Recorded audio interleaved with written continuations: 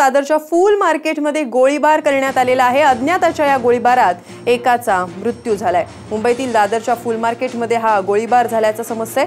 एका अज्ञाताने केलेल्या गोळीबारात एकाचा मृत्यू झालाय।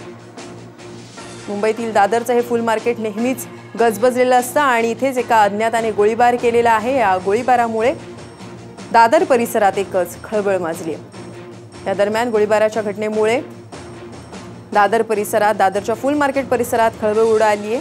अज्ञाताने केलेल्या गोळीबारात एकाचा मृत्यू झालाय।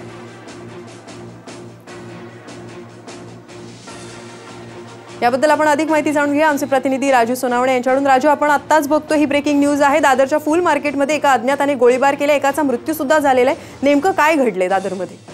ही घटना जी आहे ती दादर मधील फुल मार्केट परिसरातील आहे। प्रमोद महाजन गार्डन जे आहे त्या ठिकाणी घटना घडलेली आहे। हा परिसर जो आहे तो अतिशय गजबजलेला असतो आणि अशाच ठिकाणी गोळीबार झालेला आहे। सकाळी ही 6:45ची घटना आहे।